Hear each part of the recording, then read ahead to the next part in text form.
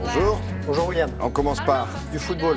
Il n'y aura pas que ça. Non, je vous promets, il n'y aura pas que ça. Il y aura des très belles images. Je me suis dit, il n'y a pas que ça. Non, il y a du football avec la Ligue des Champions. Ce soir, le PSG joue à Malmö. Malmö, c'est en Suède. C'est la ville natale et le premier club de Zlatan Ibrahimovic. Il sera sur le terrain, sur la pelouse.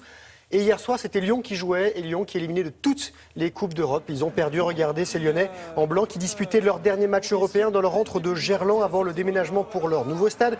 Ils ont été battus 2-1 par les Belges de la Gantoise. Dernier but signé dans les arrêts de jeu de Khalifa Koulibaly. Lyon est dernier de son groupe, la Gantoise deuxième derrière les Russes du Zénith Saint-Pétersbourg. Festival de but côté Barça face aux Italiens de l'AS Roma.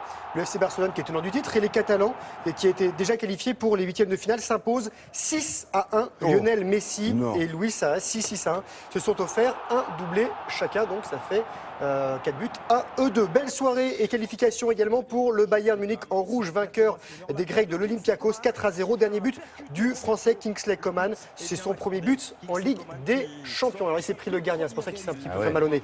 Et dans le groupe F, ce même groupe, Arsenal en rouge a encore une chance de passer en huitième de finale. Le club londonien a dominé le Dynamo Zagreb. Des Croates battus 3-0. Le Chilien Alexis Sanchez s'est offert un doublé. Voilà pour le football. Il n'y a pas que du foot. Donc comment ils vont faire à Malmö ce soir quand Zlatan va arriver sur le terrain? Ils vont l'applaudir. C'est l'enfant du pays. Enfin, ça va être l'adversaire quand même. C'est l'adversaire, mais bon, ils ont un certain respect pour Zlatan. Mais il y a une statue sur la place publique. Je crois qu'il y a une statue. Il a tout organisé. Vous avez une vu vraie ça personnalité. Hein. Il a organisé des écrans sur la place. Il est un petit peu mégalo aussi. Ah bon? Non, c'est ce qu'on dit. De la voile, William. Vous connaissez le trophée Jules Verne? C'est le trophée En fait, le but du jeu, c'est de battre le record du Tour du Monde à la voile en équipage sans escale. C'est Loïc Perron qui l'a gagné en 2012, 45 jours. Et il y a deux bateaux qui sont partis pour tenter de battre ce record. Le premier, Maxi Trimaran, s'appelle Spin Rift. Il est mené par Yann Guichard et 13 équipiers, dont une femme. Le voilier mesure 40 mètres. C'est le plus grand trimaran océanique du monde. Il est parti dans la nuit de samedi à dimanche. Il descend l'Atlantique à 63 km/h de moyenne. Il est au niveau du Cap-Vert et il compte 500 km d'avance sur le record. Juste derrière, à une centaine de kilomètres, William, le deuxième bateau dans cette tentative qui est parti également dans la nuit de samedi à dimanche. Et le Maxi Trimaran IDEC à la barre Francis Joyon, accompagné de 5 hommes. Il est un peu plus petit ce bateau, il fait 30 mètres. Il a aussi une avance de 407 km. Et les deux bateaux sont partis de Brest et doivent parcourir 40 000 km en moins de 45 jours. Donc il faut rentrer avant début janvier.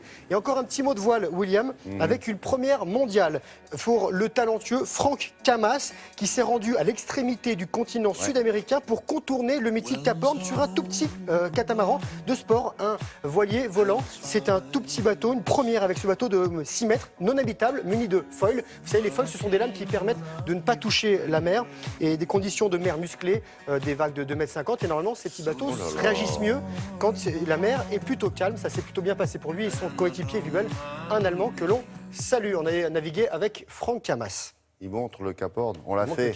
Exactement. C'est une première avec ces tout petits bateaux. Il se fait un selfie avec le Cap Horn? Oui, ils arrivent à faire des selfies. Mais ils font des selfies partout maintenant, même dans le mât. On va terminer avec un petit peu de basket, de squash et de moto. Le basket, c'est Nanterre qui est en vert, qui est allé perdre chez les Slovènes de Ljubljana. 7e journée de d'Eurocoupe. Défaite des Franciliens 78-65. Ils s'étaient imposés à l'aller. Pourtant, après 7 matchs dans cette compétition, Nanterre compte 3 victoires et 4 défaites. Voici le dernier panier. Le Français Grégory Gauthier, champion du monde de squash. Je dirais enfin, parce qu'en fait, c'était sa 5e apparition dans une finale mondiale. Ça s'est passé à Seattle, aux États-Unis. Le Vosgien de 32 ans a dominé l'Égyptien Omar Mossad 11-6, 11-7, 12-10. Gauthier est le deuxième Français à décrocher la couronne mondiale après Thierry Lincou. C'était en 2004. Et pour terminer, quand la moto fait son show, William, le Supercross de Lyon, freestyle motocross, le Français Tom Pagès, médaillé d'or aux X Games, vice-champion du monde, a régalé le public avec notamment, regardez bien, un spécial flip. C'est son spécial flip. En fait, le but du jeu, c'est de lâcher, vous allez voir ça au ralenti, il faut lâcher la moto, faire un tour et la reprendre comme ça. Si. C'est le seul à réaliser cette figure, il a déposé le brevet, personne n'y arrive, sauf lui. Voilà. Il tourne autour de la moto et la moto l'attend. Exact. La moto, elle fait sur place, suspendue comme ça. Il fait un tour, attends, sorte de marionnette. Il est formidable. Merci beaucoup. On continue avec l'actualité végétale et le jardin.